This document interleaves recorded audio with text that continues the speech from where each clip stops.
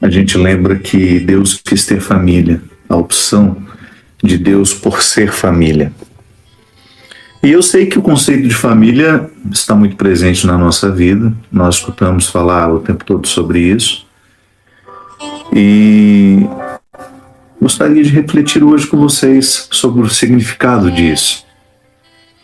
Primeira coisa que me ocorre é aquilo que família não é. E às vezes a nossa forma de lidar com a reflexão, né, é pensar primeiramente o que é família. Não, vamos pensar primeiramente por aquilo que não é. Família não é simplesmente um agrupamento de pessoas. Também é. Mas não é. Somente, não basta. A gente não é família só porque vive agrupados. Só porque vivemos agrupados, nós não podemos dizer que somos família. Também não é obrigatoriedade sanguínea somente. Eu sei que a primeira coisa que nos ocorre quando a gente pensa em família são os desdobramentos obrigatórios da sanguinidade. Então eu tenho um pai, eu tenho uma mãe, eu tenho irmãos, eu tenho primos. Quando a gente pensa em família, naturalmente nós somos conduzidos a esses caminhos mais fáceis do conceito. E é natural que a gente pense assim. Nós fomos culturalmente educados, né? A partir dessa facilidade, o conceito nos coloca nessas facilidades de compreensão. Então a gente compreende muito facilmente um agrupamento de pessoas que têm o mesmo sangue. Mas eu acho que é tão simplista isso. E às vezes é exatamente o lugar em que a gente não é família. Se você for pensar que não basta estar agrupado, não basta ter o mesmo sangue. Família é um sentimento que nos ocorre. Da mesma forma como uma casa. A casa não é um aglomerado de paredes, não é uma estrutura física. Também é isso. Mas é muito mais. A casa é um sentimento que nos ocorre. Você entra ali dentro e de repente você é perpassado por uma sensação boa de estar ali, de estar com aquelas pessoas, de ser com aquelas pessoas. Aí você descobre que depois das paredes erigidas, construídas, o desafio é transformar tudo isso num lar. Existe uma diferença, né? Entre casa e lar. A gente constrói casas, o nosso dinheiro nos dá a casa. Por mais simples que seja. Tão bom. Acho que posso estar errado. Acho que das conquistas materiais que nós podemos ter a nossa casa é aquilo que mais nos dá a sensação de dever cumprido. O nosso dinheiro cumpriu o dever que mais nos traz satisfação, ter a nossa casa.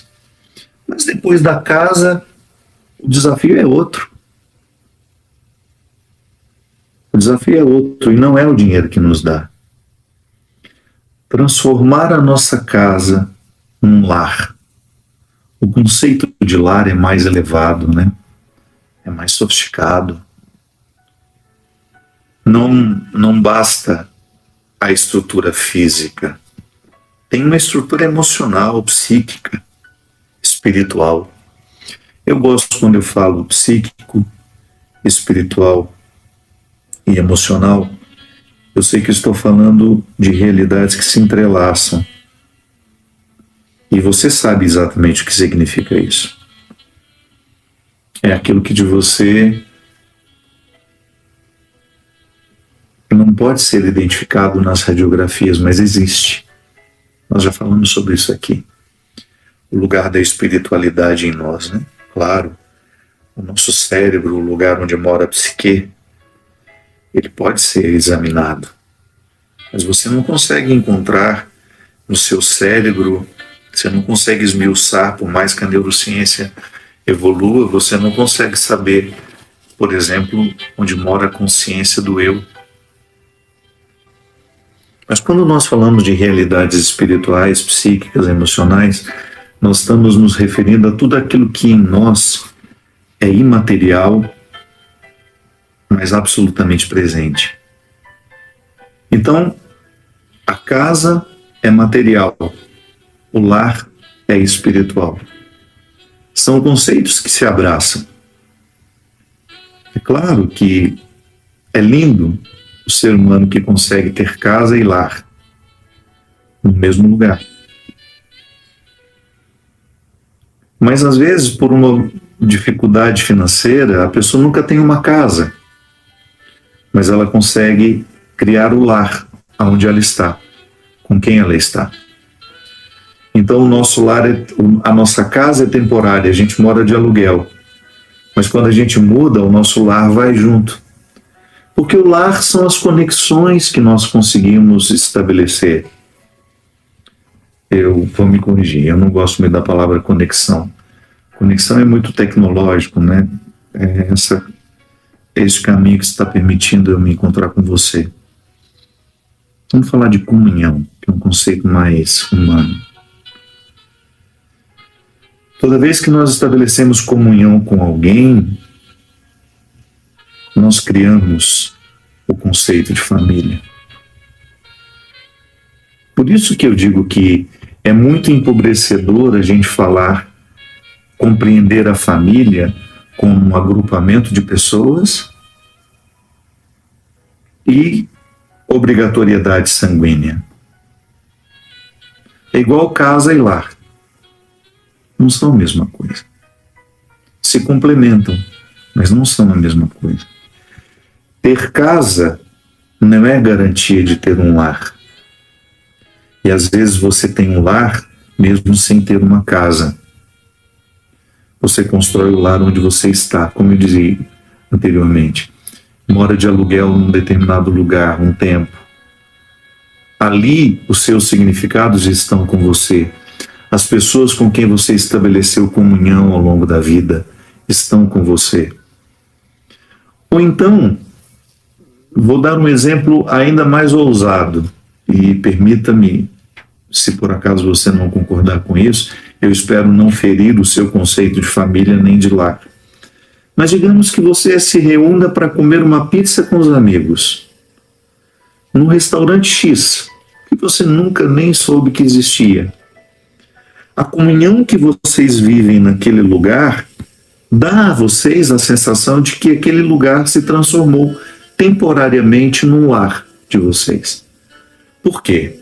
Ali as realidades humanas estão congregadas e em perfeito estado de comunhão. Isso para mim é família.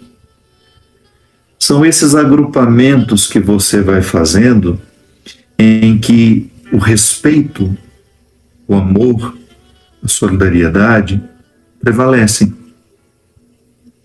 Eu não posso pensar, por exemplo, no conceito de família sem, naturalmente, pensar no conceito de respeito. Respeito à particularidade, inclusive. Eu sei que na nossa cabeça, muitas vezes culturalmente idiotizados por uma forma simplista de compreender o conceito de família, a gente conciliou, por exemplo, família com autoritarismo.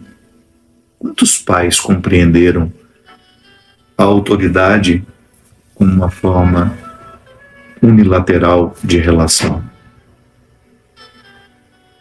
Então, não posso pensar que é família se lá existe autoritarismo.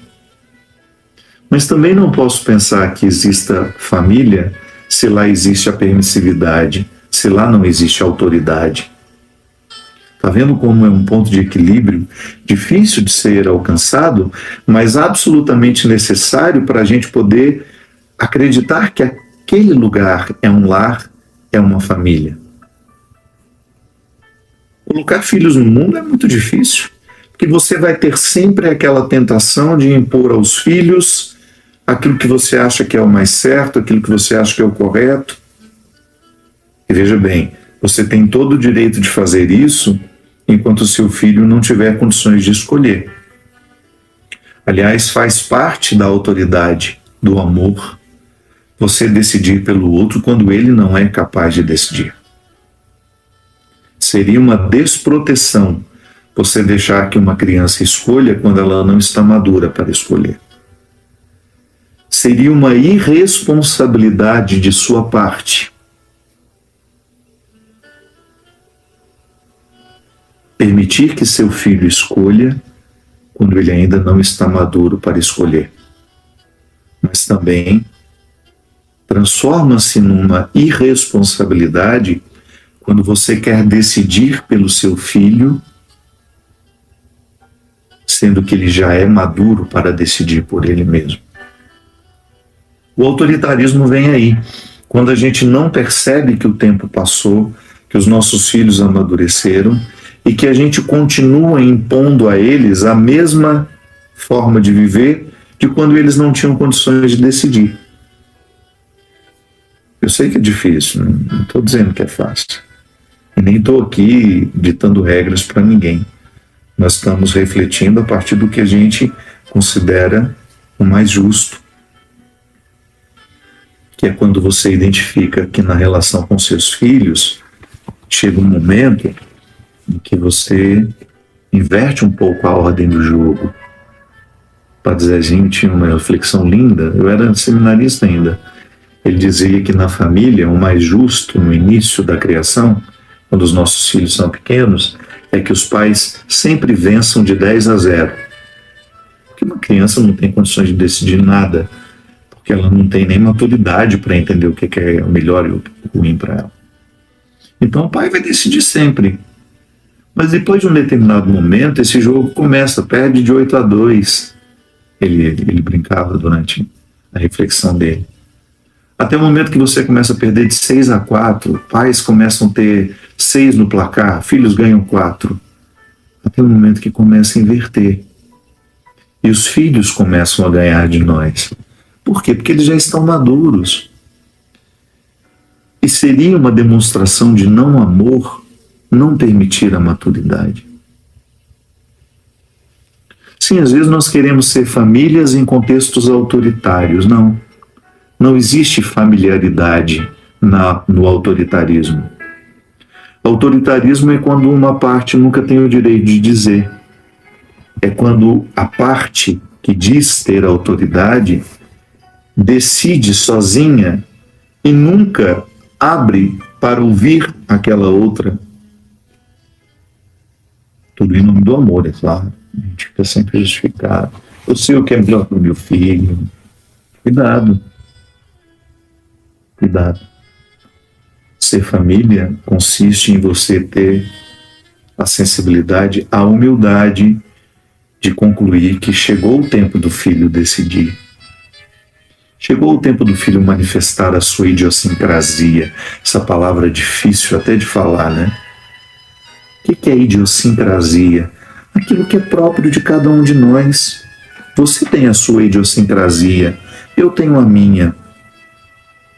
Um filho, digamos que eu tivesse colocado um filho no mundo. Aquele filho, por mais que ele seja meu filho, ele é totalmente outra pessoa. Eu sei que é difícil na cabeça de quem ama, na cabeça de quem quer cuidar, ou na cabeça de quem acha que é dono daquela criatura. Essa é uma dificuldade que você vive como mãe, essa é uma dificuldade que você vive como pai. Entender que seu filho é uma outra pessoa. Emmanuel Levinas, um filósofo judeu, que gostava muito de estudar. Muito tempo que não leio mais. Aliás, é um filósofo difícil, não é fácil. Ele falava do princípio de alteridade, que é justamente o totalmente outro. A alteridade para Levinas é sempre um mistério que nós nunca podemos abarcar.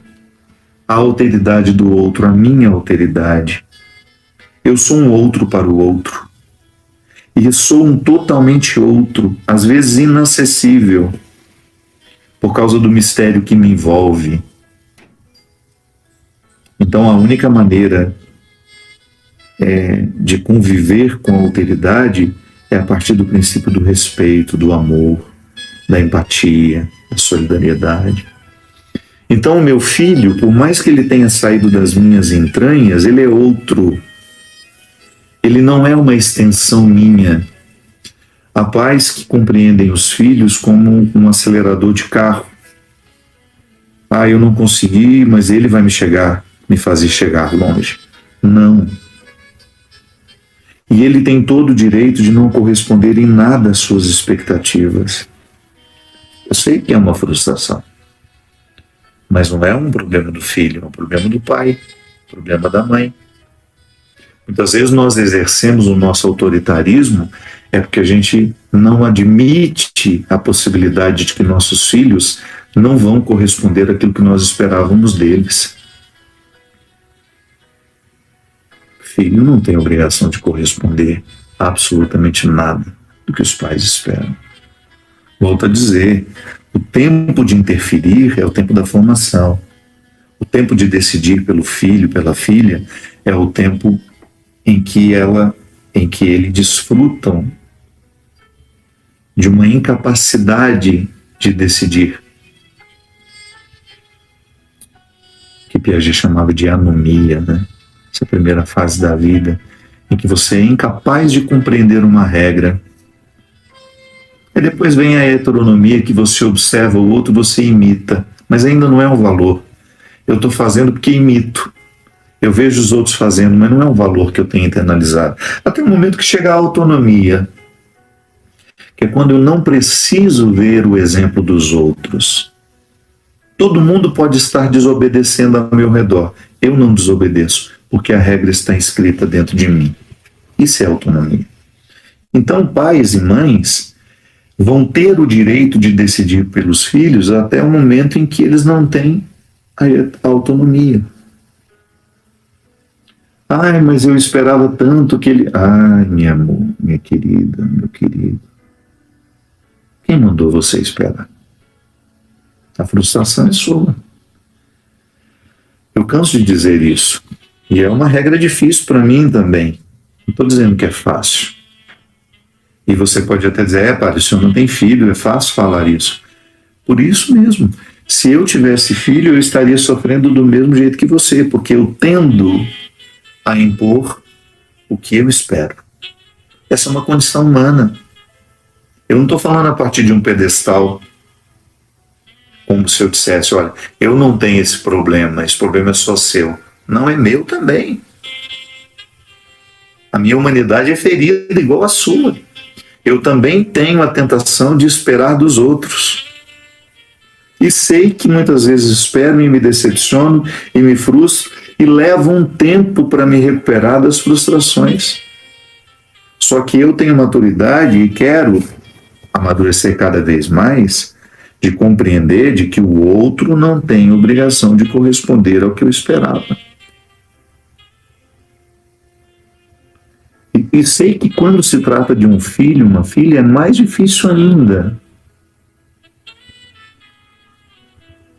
E o conceito de família não se aplica. A gente, digamos assim, a gente é menos família onde o autoritarismo prevalece. O conceito de familiaridade não combina com o autoritarismo. Eu acho bonito porque nesse texto do Evangelho de hoje, em que a família, a Sagrada Família de Jesus é apresentada, é justamente para dizer, olha, Jesus foi amparado humanamente. Às vezes nós temos a tentação de pensar que ele já nasceu consciente de que ele era Deus. Não. A consciência dele foi evoluindo para saber quem ele era. E ele precisou de bons seres humanos ao redor dele, para que ele não se perdesse dele mesmo. Ele não teve pai nem mãe autoritários, mas ele teve pai e mãe que exerceram autoridade até na hora certa. Tanto é que há um momento em que Jesus está lá aparentemente perdido, em que ele já estava se ocupando da sua missão. Aí já foi o primeiro sinal de que Maria não poderia prender aquele menino. E ela poderia ter prendido humanamente. Ela poderia não ter entendido. Filho meu não vai ficar por aí. Não. Em nenhum momento ela pensou assim. Ela tinha consciência de que ela estava educando Jesus para a sua missão salvífica. O papel de José não viveu muito tempo, gente, né? Os registros dele são poucos, mas tudo indica que ele morreu, que quando Maria teve Jesus, José já era um homem de idade um pouco mais avançada. Mas a presença de José na vida de Jesus, ensinando também os caminhos da liberdade interior, ensinando a ele um ofício. Jesus era carpinteiro, aprendeu um ofício. Mas essa autonomia de Jesus vai chegar ao ponto de ele ser procurado. Olha, a sua mãe está ali fora te chamando. Ele fala, minha mãe? Olha, ele amplia o conceito. Minha mãe e meus irmãos são todos aqueles que fazem a vontade do meu Pai. Foi Maria mesmo que preparou Jesus para depois dizer isso a ela. Porque Maria educou para a liberdade. Nós não podemos fugir dessa máxima. Nós precisamos nos educar para que nós tenhamos condições de educar os nossos filhos para a liberdade. Você vai dar o seu palpite até o momento em que você não estiver ferindo a idiosincrasia daquele menino. Não adianta que você queira que ele seja um médico como você é, um advogado como você é. Se aquele menino não tiver na alma essa aptidão, seria uma crueldade da sua parte impor isso. Você fere o conceito de família, que é justamente educar para a liberdade. Não existe conceito de família no autoritarismo. Não existe conceito de família na permissividade. Meus filhos fazem o que querem. Nada pode desproteger mais uma criança do que quando ela é entregue à necessidade de decidir por si mesma, quando ela ainda não tem maturidade para isso. Nada pode estragar mais uma pessoa do que quando nós colocamos uma criança que não tem ainda maturidade para decidir questões importantes. Ou então aquela coisa, eu sou amiga dos meus filhos, eu sou amigo dos meus filhos. Cuidado! Nas primeiras fases da vida, os seus filhos não precisam de pais amiguinhos, de mães amiguinhas deles. Eles precisam de mãe, eles precisam de pai, presença forte, autoridade, referência. Aliás, tem ficado na moda isso, né? Amiguinha da filha. Tem uma vida quase igual, vão juntas para a balada, vão isso, aquilo. Cuidado. Cuidado. Você pode estar causando uma ausência incurável. Uma ausência incurável na vida dos seus filhos quando você se transforma em amiguinho dele. Amiguinha. Não. Referência de pai, referência de mãe, todos nós precisamos ter. Se não tem os dois, que tenha de um deles. Ou se não tem os dois fisicamente, você vai poder ter através de um avô, de uma avó. É mais difícil isso, porque a relação de avô e neto é muito mais livre. É um pecado a gente obrigar avós a criarem netos. É muito difícil essa missão, porque já é uma outra escala do amor. Pode observar, você, na relação com seu avô, com sua avó, você podia muito mais do que quando você estava com seus pais. Então, por isso que filhos que ficam sob o cuidado dos avós enfrentam mais dificuldades na maturidade, porque avós são mais permissivos. Então, noutra fase da vida, cuidado. Se você, por motivos de trabalho, precisa deixar seu filho com sua mãe, com sua sogra, cuidado. Quando estiver na posse dessa maternidade, no exercício desse papel, cumpra bem a sua autoridade de mãe. Chegue junto. Faça questão de colocar disciplina.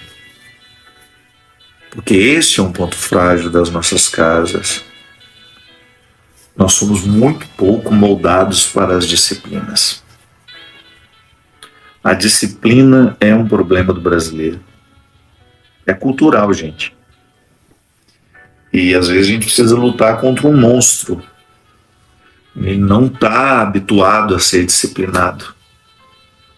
Então hoje a gente vê muita permissividade, porque os pais também não estão disciplinados. Às vezes você precisa disciplinar o seu filho no uso desse aparelho. Seu filho está viciado nesse aparelho. Seu filho não lê um livro.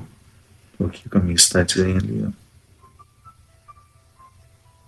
Seu filho quase que não tem vida social. Ele é capaz de passar um dia inteiro com esse aparelho nas mãos.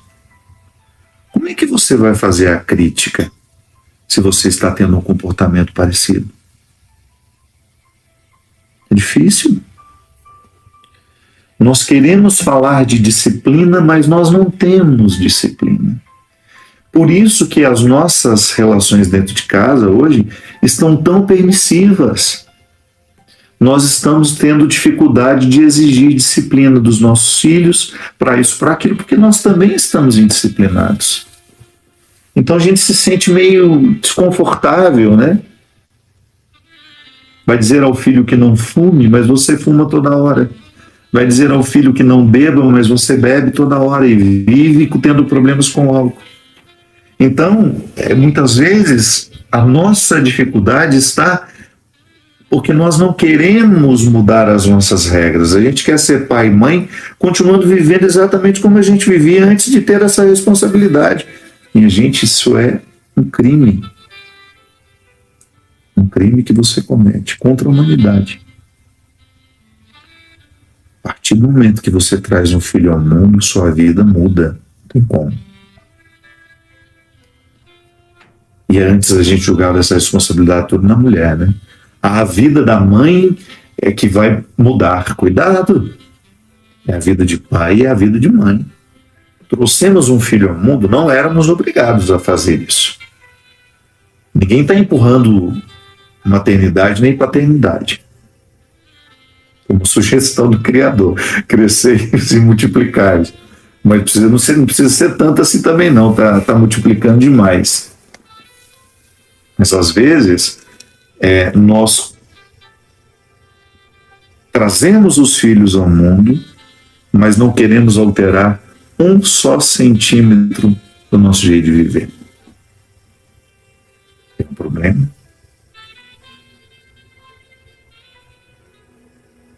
Não existe conceito de família se não existe renúncia. Ninguém será um bom pai se não fizer renúncias. Não será uma boa mãe se não fizer renúncias. Não será um bom irmão se não fizer renúncias. O conceito de família é muito mais do que a gente imagina. Eu estou sendo família quando eu sou capaz de renunciar um pouco do meu excesso para conviver melhor com as pessoas ali dentro daquela casa, para que aquela casa se transforme em lar. Então são paralelos, né? O conceito de agrupamento e o conceito de família. Conceito de lar, conceito de casa. A gente pode ser um grupo, mas não chegamos a ser uma família. Por quê? O que nos torna família, é a autoridade sem excesso, é a autoridade responsável, é o contexto das renúncias, o cultivo dos vínculos, que às vezes nós somos colocados numa sequência e a gente acha que aquilo garante a familiaridade. Garante não. O fato desse menino ter saído de você não é garantia de que ele será seu filho a vida inteira.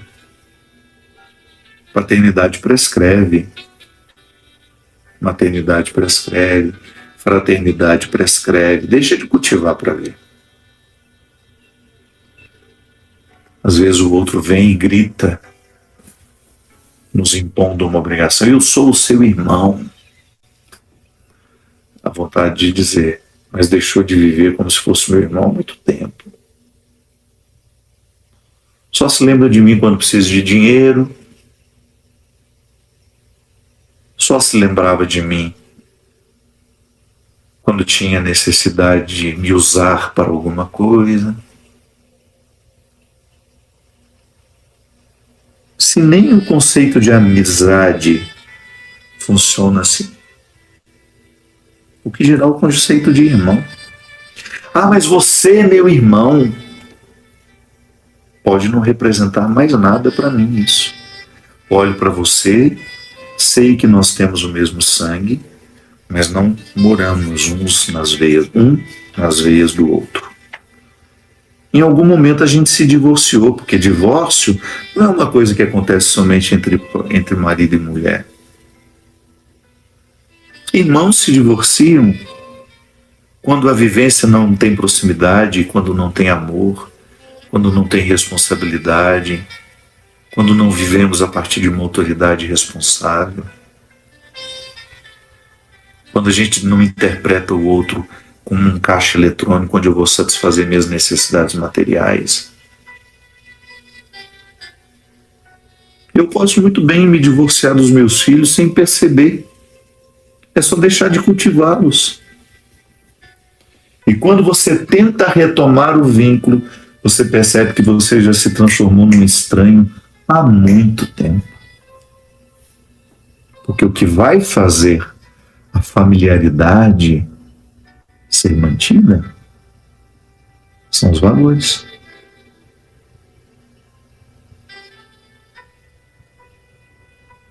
Por que a gente tem vivido uma crise que expõe tanto família? Porque o conceito de família foi usado de forma inescrupulosa por pessoas inescrupulosas que criaram um conceito família de bem, família tradicional, família isso, família aquilo, atentando contra as outras modalidades de família que surgiram. Cuidado. Cuidado que a sua hipocrisia, ela faz mal a você no primeiro momento. E depois faz mal também aos que são cristãos, aos que ficam desmoralizados com você. Porque por trás tem aquela fachada de família bonita, para ganhar uma eleição, para ganhar isso, para ganhar a atenção das pessoas, para ganhar visibilidade no Instagram. Isso acontece muito. Aquele modelo de família perfeita. E você sabe que lá nos bastidores não é nada daquilo. Mas vende. Família perfeita. Igual a gente brincou, né, nessa época do Natal. E mãe Inês Isaura falando das famílias que estavam diante da árvore. Eu acho bonito o Natal congregar a família. Tem que congregar mesmo. Mas quantas hipocrisias foram construídas ali. Quando você identifica que as pessoas daquela foto se traem o tempo todo. Marido trai mulher, mulher trai marido, filhos traem marido, pais que mentem para eles, enganam. O contexto de traição ali, eu não estou fazendo julgamento, minha gente, eu estou dizendo o que existe. Não estou falando desse ou daquele caso, não. Eu dei agora o exemplo das fotos na frente da árvore. Claro, muitas e muitas ali são de verdade. O que eu estou dizendo é que nas redes sociais nós vendemos um conceito de família que não corresponde àquele que nós vivemos na particularidade. A gente se ama em público, mas se odeia no particular. A gente se elogia, troca elogios inúmeros nas redes sociais, mas somos incapazes de ligar e dizer alguma coisa em particular e pessoal. Então, o conceito de familiaridade, ele precisa ser cuidado, senão se você se divorcia, volto a dizer, a obrigatoriedade do sangue prescreve. A gente não está garantido só porque temos o mesmo sangue. Quantos irmãos enganando irmãos, traindo cruelmente, enganando financeiramente, passando a perna.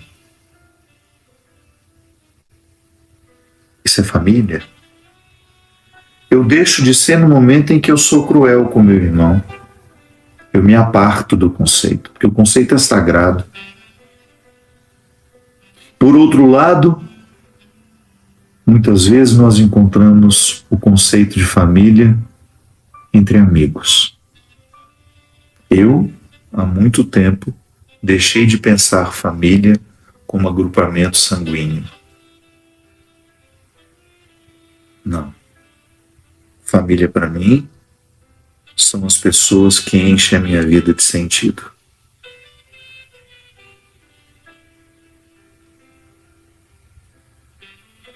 Família para mim é a oportunidade que eu tenho de sentir que eu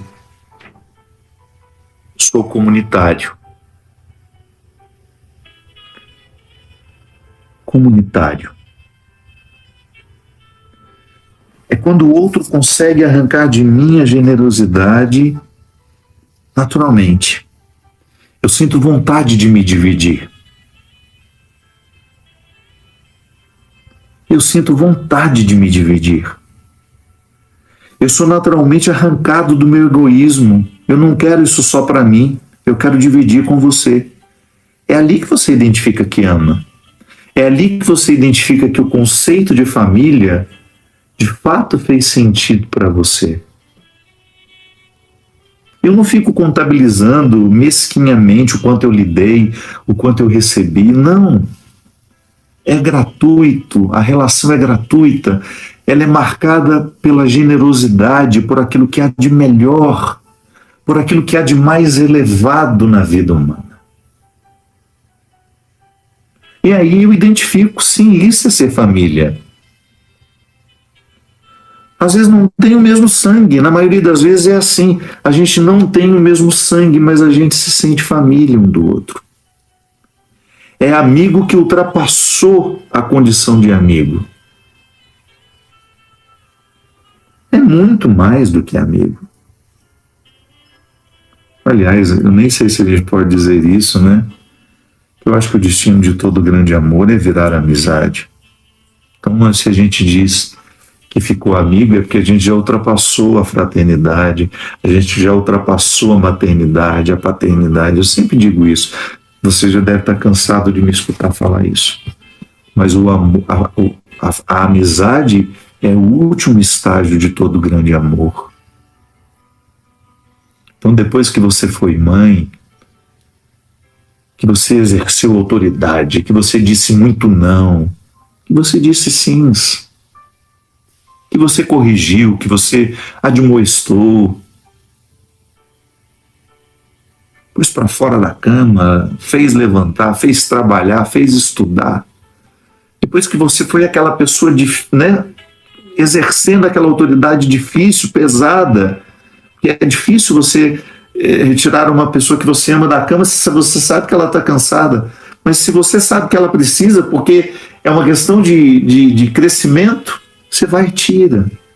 Então, depois que você desempenhou esse papel duro, difícil das obrigações, você descobre que você pode ser amiga do seu filho. Ai, que maravilha.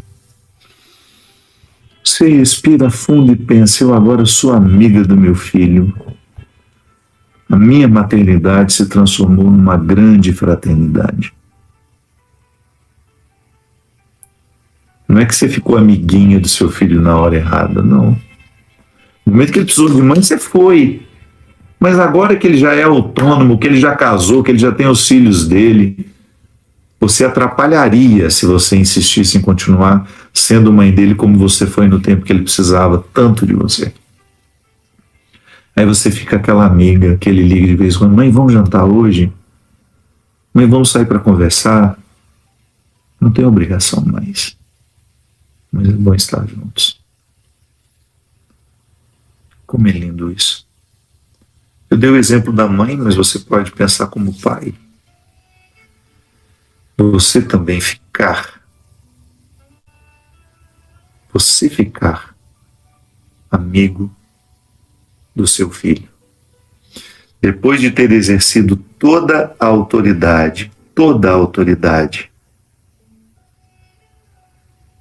depois de ter passado por todas as exigências da sua paternidade, aí você vai e começa a viver com seus filhos uma relação de amizade. Ou então quando você descobre que o seu irmão é seu amigo, que às vezes é irmão, mas não é amigo, só é irmão. Você não escolhe fazer férias com ele, só obrigação mesmo. O Natal foi para muitos uma obrigação. Às vezes terrível. Sentar à mesma mesa, olhar na cara daquelas pessoas que você não escolheria. Ah, mas é Natal. Então é seu irmão, mas não é uma pessoa que você escolhe fazer férias. Não é uma pessoa que você escolhe levar para a sua vida quando você não é obrigado. É aqui que está a diferença. Que família é essa? Que conceito de família é esse? Que permite o agrupamento sem amor?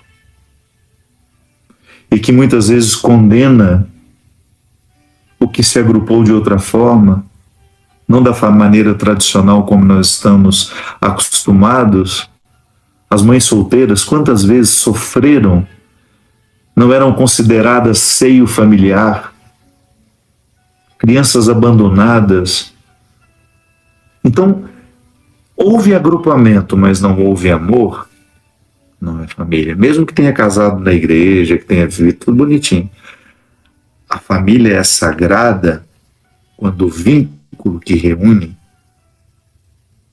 é pautado pelo respeito, pela solidariedade, pelo amor.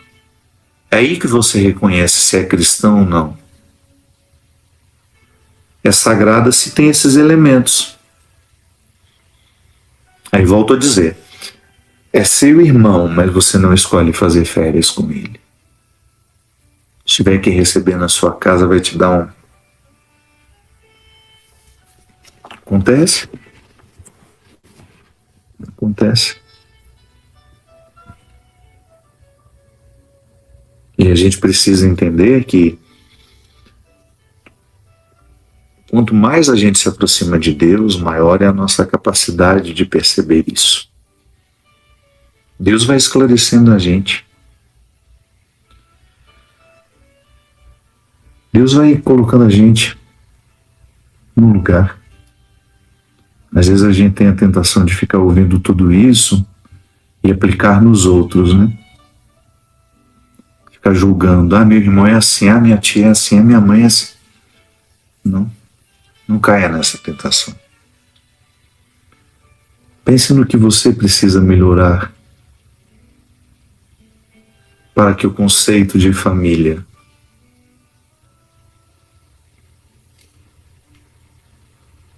possa receber a sua colaboração. Pense naquilo que você pode enriquecer e amadurecer. Você é aquele que provoca crises pelo seu excesso de autoridade, pelo seu excesso de vontade de prevalecer sobre os outros? Será que nós somos essa pessoa que tem dificuldade de ouvir as outras? Será que nós ficamos julgando demais? Será que nós somos aquela que só procura quando quer, quando precisa? Não somos capazes de criar espaços de gratuidade, interessar-se pelos outros, interessar-se pelos outros, querer o aprimoramento para isso. Hoje eu quero transformar a minha casa num lar. Eu quero transformar esse agrupamento que nós temos aqui em casa em família. E o mais bonito ainda, minha gente, transformar essa família em sagrada. Como é a festa de hoje? A festa da Sagrada Família é uma festa que nos convida a pensar na família que somos. Quero ser sagrado para o meu amigo. Quero ser sagrado para as pessoas que passarem por mim. Quero provocar o sagrado por onde eu for. Quero ser um instrumento de Deus por onde eu for. Eu sei que a gente não tem que recomendar pretensões, né? Não tenha pretensões, mas essa você pode ter. Leve Deus por onde você for. Leve Deus às pessoas. Leve Deus ao seu local de trabalho. Leve Deus às suas redes sociais.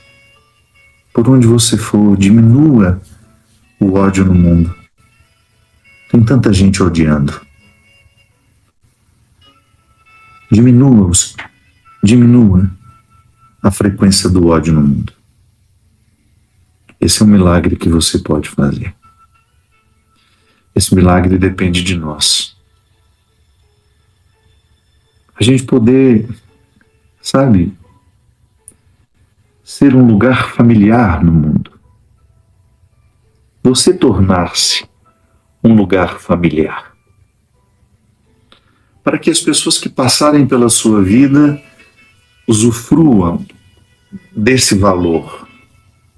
Tão bom você saber que você provocou coisas boas no outro, que a sua palavra não feriu, mas que a sua fala, ou ainda que ela feriu para amadurecer, não ferir para machucar somente, não. Que às vezes uma palavra que eu digo amorosamente vai no nossa senhora, era o que eu precisava ouvir. Aquilo fere para provocar um fruto.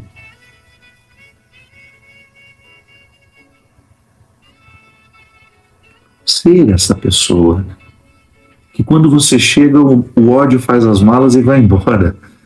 Eu sei que nas nossas reuniões de família a gente sempre tem aquela pessoa mais espinhosa, né? E às vezes essa pessoa somos nós. A gente cria confusão onde está, a gente tira a paz do outro, a nossa língua é ferina. Não sejamos. Conversão é uma decisão pessoal. Conversão é uma decisão. Eu não quero ser um lugar onde o ódio cresce. Quando eu chegar, eu quero provocar bons sentimentos, bons pensamentos. Eu quero colaborar, eu quero ser familiar. É isso, minha gente. Queria partilhar com vocês isso hoje, nesse domingo em que nós celebramos a Sagrada Família. Que exemplo de Jesus, Maria e José, nós também possamos buscar todos os recursos que nos tornem santos nos nossos meios. A gente buscar os recursos que nos tornem mais amáveis, mais carinhosos, que os nossos sentimentos, os nossos pensamentos e as nossas palavras estejam a serviço da construção de um espaço mais amoroso, mais harmonioso. Se você me permite, eu gostaria de rezar com você,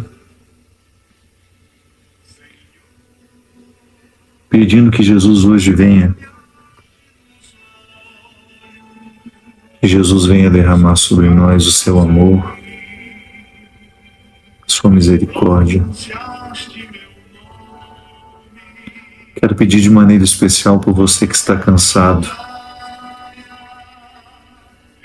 você que emocionalmente se sente cansado, um cansaço existencial, resultado das suas decepções com você mesmo, com você mesmo. Quando a gente se decepciona muito com a gente, muitas vezes nós nos fechamos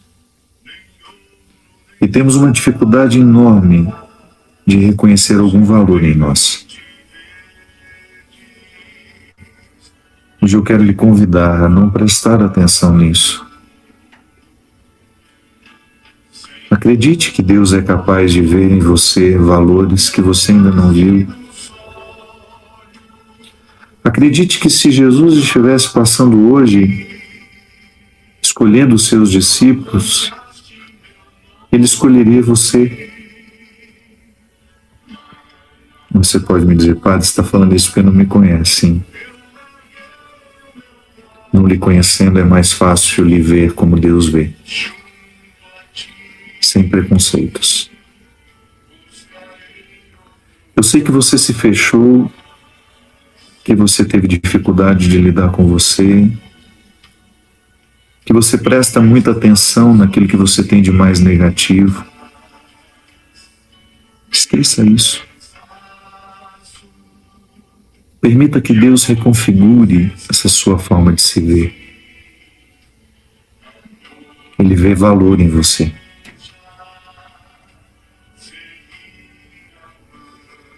E a especialidade de Deus é converter os corações. A especialidade de Deus é transformar medrosos em corajosos,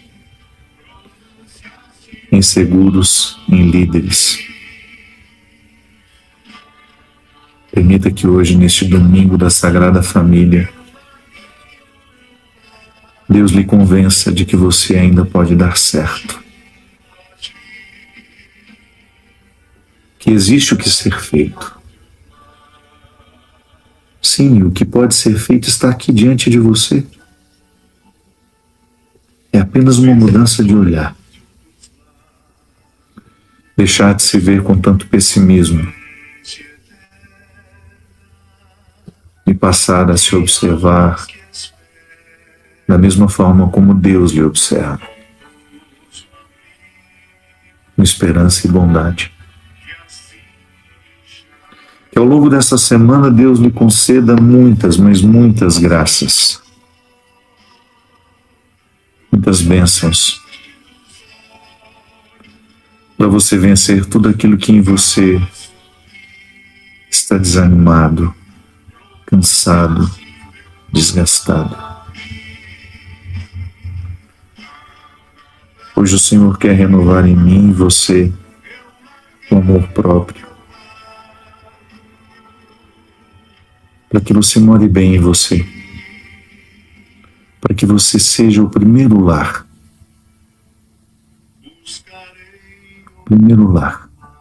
primeira família. Então você, depois de morar bem em você ter condições de morar bem com as pessoas que passarem pelo seu caminho. Derrame sobre você a bênção e a proteção do céu, do Deus Todo-Poderoso, Pai, Filho e Espírito Santo. Amém. Obrigado, meu povo querido. Boa noite para nós, uma boa semana, e que não nos falte a disposição de receber o que Deus tem preparado para cada um de nós.